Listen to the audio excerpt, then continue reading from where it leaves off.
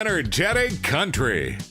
It is Dub and Katarina and our friend from the Fort St. John North Peace Museum, Heather. How's it going this morning, Heather?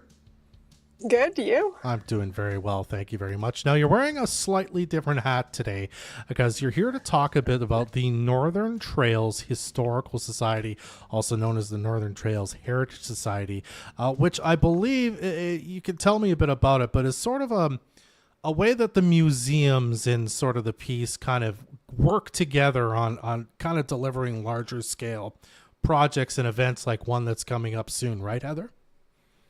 That's right. So basically, Northern Trails Heritage Society is made up of museums both in the BC piece as well as Fort Nelson. Okay. So this was kind of the brainchild of Sue Popescu, wanting museums to talk and work together more, as well as any individual interested in heritage. So we took kind of over from an existing society that was closing, and this is how we kind of partner on larger projects. Mm-hmm. And what sort of larger things do you partner on? Is it like, can we bring something, maybe like, for example, BC's Marvelous Mushrooms, right? The exhibit that's at the museum now. Can we all work together to bring that so that they tour here and they also go to Fort Nelson and they also go to, is that sort of what we're talking about here?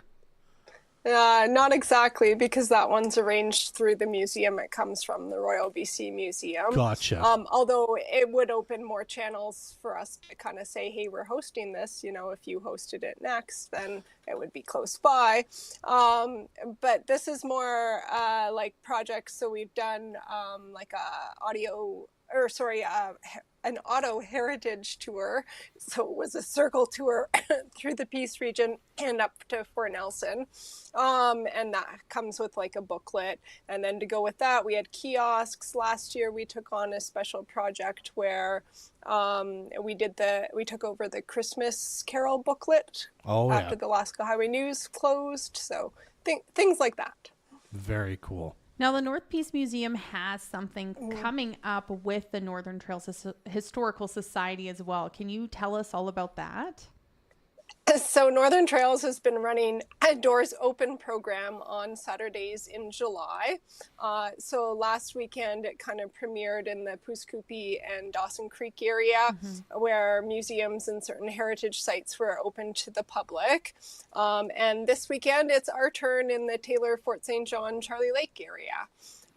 So we are doing everyone does free admission, and then we're doing a special scavenger hunt to go with our mushrooms exhibit. So people will be finding mushrooms. So we have kind of 8 types. They have to find 14 mushrooms around the museum, kind of guess what of the 8 types they are, and then anybody who gives it a good stab gets a prize, because I'm not counting on everyone getting them all right. They're tricky.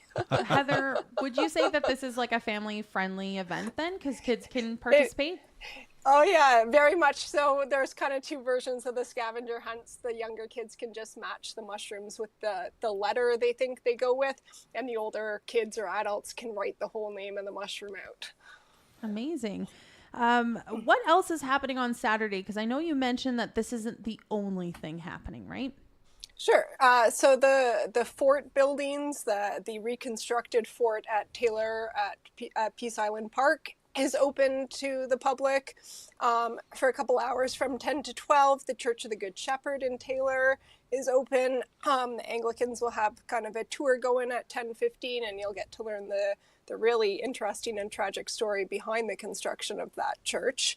And then the Grand Haven Dance Hall on Cliff Forrester's property on the 269 road is open from 1 to 3 for tours. And then Sequoia National Historic Site is open from 1 to 4 for a self-guided cave tour and maybe a campfire pending fire restrictions. Now, are all of these events a free entry as well?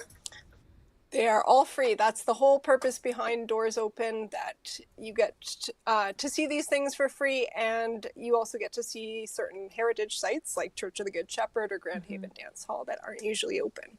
Now, it does sound like, Heather, if I'm doing kind of my overlapping times open right, if you plan this, you can make a whole day of hitting up really every one of these sites and doing something with your family and friends. It sounds like you could go to one, you could visit all of them and learn really a lot about the history of the Peace region, eh?